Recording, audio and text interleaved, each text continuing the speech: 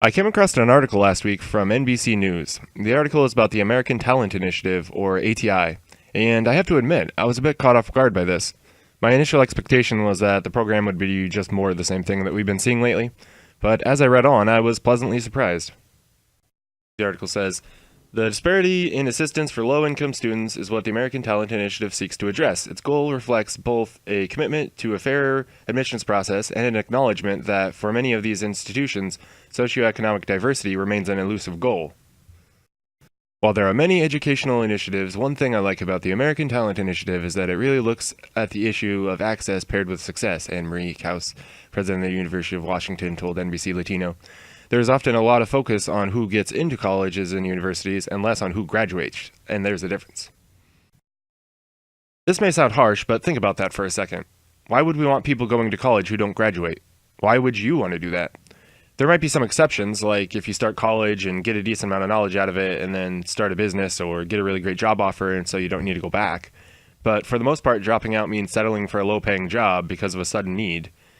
In these cases, dropping out means having to repay loans that didn't help to improve the person's chance at a higher-paying job. In other words, it means having debt that didn't actually help you.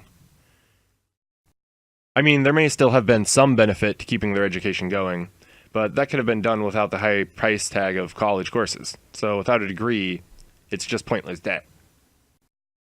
House pointed to research showing that Pell Grant eligible students graduated at lower rates than their wealthier peers. She said that this means that colleges and universities need to focus not just on who is admitted, but who graduates as well. She foresees the American Talent Initiative as a group that will be responsive to access on both ends. House believes that the University of Washington, where Pell-eligible students make up about 30% of the undergraduates, serves low and moderate income students well. However, we want to focus on increasing their graduation rates, she said. We are proud of what we're doing now, but I think we can do better. President of Pomona College, David Oxaby, sees the American Talent Initiative as a way for colleges and universities to share best practices and learn from one another on how best to attract qualified students for working-class backgrounds. Good. This is what we want. We want to use research and data and evidence, and we want it to go to helping those with less opportunities have more opportunities. Not handouts, but opportunities. So this seems okay, but the article seems very interested in race, more so than the ATI. In fact, it goes on to say, will the American Talent Initiative's focus on socioeconomic diversity come at the expense of ethnic diversity? Education experts suggest that these two goals can be complementary. For a long time, colleges have conflated affirmative action, equal opportunity, and disadvantages into one catch-all term they call diversity. Michelle Hernandez, co-founder and co-president of Top Tier Admissions, said, by simply relying on statistics for African Americans, Latinos, and Asian American students, she says, colleges often give unfair precedence to minority students from affluent families. Socioeconomic diversity is actually a better marker for true diversity. Wow, I'm actually shocked. I can't believe somebody is finally speaking some sense. I mean, seriously, who do you think an American kid living with several siblings and only one parent relates to more? Their neighbor with different skin tone, but who lives in the same rundown apartment building, has about the same number of siblings and also has only one parent, or Donald Trump's son, just because they have the same skin tone. Or similarly, who do you think Obama's daughters have more in common with? George Bush's daughters, or homeless black children? The answer should be pretty obvious. Hernandez believes that the American Talent Initiative will help level the playing field for qualified students. In her view, it is better to create pathways for lower-income students than focus on increased racial and ethnic diversity alone. Seeking out diverse students, as defined by income, will likely pick up a lot of qualifying ethnic students anyway, Hernandez says. Colleges have just been hesitant to try a new approach. This initiative is good because it's doing something that no one has ever really done before. So this, as far as I can tell, is the standpoint of the ATI. And I also have to note that the initiative is fairly new, having only started last year, so it's too soon to say for sure how well this will all turn out, and if they'll stick to their original goals, or if they'll completely change at some point. But as of now, I will say that I think we need more programs like this, that focus on individuals over the group. The article goes on to say, Deborah A. Santiago, Chief Operating Officer and Vice President for Policy at Excelencia in Education, told NBC Latino that the American Talent Initiative is a step in the right direction. There's a pragmatic appeal here for colleges to position themselves as serving all students. There's an image and mission validation message here, she said. My sense is that these schools are not racially diverse enough already, and students of color are likely to be in a lower income bracket. Santiago stated that the American Talent Initiative appeared to be a good way for colleges to diversify without having to overtly mention race and ethnicity. She added that this approach ideally needed to be part of the broader outreach effort. Targeting low-income students does not replace having a good connection with diverse communities. You could find 50,000 low-income students without finding Latinos, so a degree of intentionality is necessary. No, it is not. Intentionality is not needed. Yes, you could find 50,000 low-income students without finding Latinos, but you'd almost certainly need intentionality to do so. A random sample may just by chance happen to result in that, but if it simply is truly random, then this won't likely happen often for very much time, and it could leave out any one group. But who cares, because if it's random, it didn't actually leave anyone out from the chance at the opportunity. And that should be all that matters, because if a group is left out of the end result, but each individual had a chance, then there wasn't discrimination or oppression, just people who didn't get randomly selected. I mean, what good does it do a Latino who didn't get chosen to know that other Latinos did? Does it help you to know that someone with a somewhat similar outward appearance is getting help paying for college when you didn't receive that help? Why does it matter what color skin the recipients have? It doesn't do me or you any good. So intentionality is not really necessary, because if we keep it random or base it on talent, then everyone gets a fair shot. Unless you think holding everyone to the same standards would mean that certain groups have an advantage, but that would mean that you think some groups can't compete at the same level as other groups, which would mean that you think some groups are naturally superior to others. This is sometimes called the soft bigotry of low expectations, and I, however, do not hold that view. I think that the differences between things like test scores come down to differences in how we are raised, not genetics. They come down to individual differences in our own experiences and in our own lives. And as I said before, I think this has far more to do with income than with race. There may be some cultural differences between groups of people, but culture has nothing to do with race, and this idea of black and white culture really only exists in our heads. It only exists because we allow it to, and we allow it to by believing in it. For example, Gene Wilder and Richard Pryor were in 4 movies together. Are these black or white culture? Does it even matter? Isn't comedy what really matters? Whether the movie was funny or not to you as an individual? But if I had to give an answer, I would say that it's American culture. Does the box I check on a document change what I think is funny? No. Does my skin color make it more difficult for me to enjoy Cat Williams? No. Does my pigment make me enjoy Jeff Dunham? No. So why does it matter what arbitrary group I belong to? I'm not a statistic on a graph, I'm a human being and an individual, and since you're listening to this, I think it's safe to say that you are too. Maya Angelou sums it up perfectly. I note the obvious differences between each sort and type, but we are more alike, my friends, than we are unalike. We are more alike, my friends, than we are unalike. We are more alike, my friends, than we are unalike. And this rings true in more ways than she probably even considered when she wrote this. I mean, maybe not, I have no idea what she thinks about, but anyways.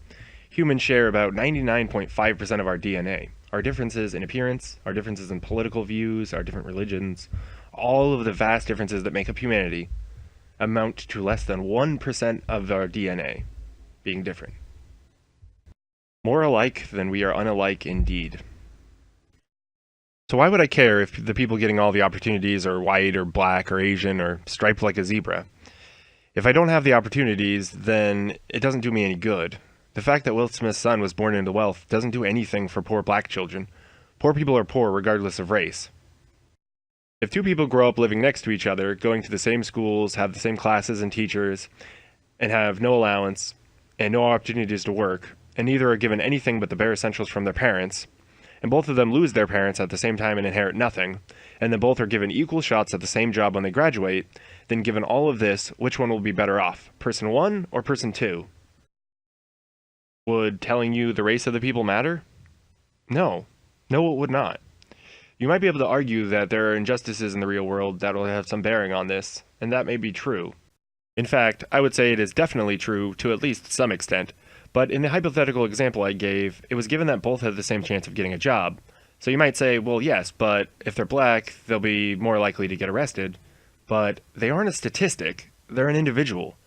So while one race may be more likely to get arrested than another race, this doesn't mean that an individual is more likely to get arrested than another individual. Unless you want to claim that no one gets arrested for crimes and everyone just gets arrested on matters of race. But if so, I would like to see some evidence for that. I don't think that claim is true. However, that's not to say that the police can't be racist, because obviously they can. And when they do, when they act that way, they should absolutely be held accountable for their actions. We have the ability to think for ourselves, and our individual differences far outweigh the similarities to our arbitrary groups. My societal status is based heavily on my family, by which I mean my immediate family, maybe to some extent my extended family, but not white people. That's not my family. It doesn't matter if white people are doing okay on average. That doesn't mean that some white people aren't doing just as bad as most non-white people. If the richest people in the world are named John, that doesn't do any good for poor people named John. So why put everyone in these boxes?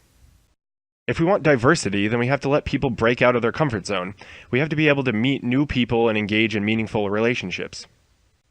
But breaking people into groups and labeling everyone only serves to create more hostility and more tribalism.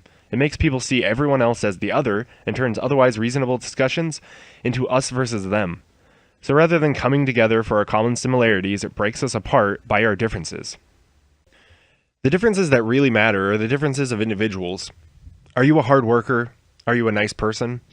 What kind of things do you like, and what kind of stuff do you enjoy doing? These are important questions about people, and race doesn't answer these questions. We might be able to generalize based on stereotypes, and these generalizations may sometimes, or maybe even most of the time, be true, but not always. And given that stereotypes are usually based on perception, they can be, and often are, wrong. So why would we want to label everyone as a statistic anyway, even if the generalization is true?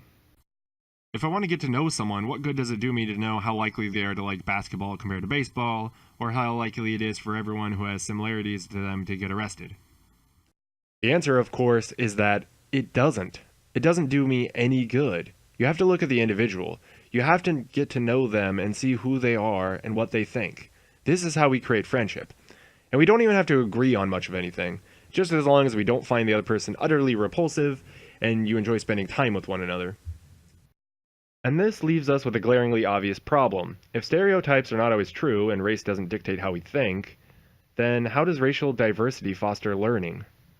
By which I mean, if you want people to learn from the experiences of others, as is often what happens in universities, racial diversity won't do much to broaden our perspective, because you can have, and I've actually experienced this before, you can have a vast array of people from widely different regions and different cultures, and yet still have everyone agree on complicated political issues. How does this broaden anyone's perspective? And don't get me wrong, I'm not saying diversity is bad, or that we shouldn't get to know people who are different than us, or that we should stick to our own kind, or any of that bullshit. I disagree with all of that. What I'm saying is that we have to look at diversity of thought and not just diversity of skin. We have to consider that oftentimes, people who look similar don't think the same, and sometimes people who look as differently as humanly possible sometimes think very much alike. In the past, people saw the differences of people based on things like skin color. And yes, this still happens today, but it used to happen all the time. Now most people realize that we aren't all that different and skin color really isn't that important. So everyone seems to be dividing up based on how we think, things like political ideology usually. And just like in the past, people seem to have resentment for those that are different from them. I'm not saying that a political bias is the same as racism, but I think it comes from the same place. I think it comes from ignorance. And so we have to be aware of it, so that when we're treating people differently because they're different than us, because they have different opinions than us, we must stop and realize what we're doing. And then we can realize they are not stereotypes, but actual people who might have something important to say. So now we are left with a problem. What do we do about diversity?